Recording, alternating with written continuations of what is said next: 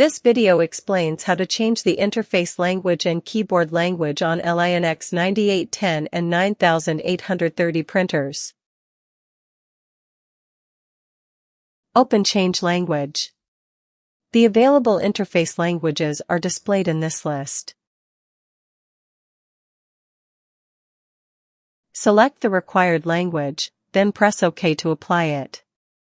The interface language is now changed. Next, let us change the keyboard language. Open the Settings menu. Select Print Settings, then open Keyboard Language.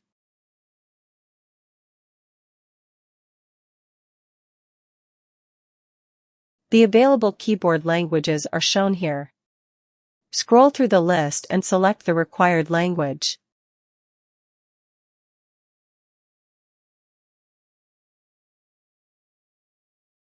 Confirm the selection to complete the keyboard language setting.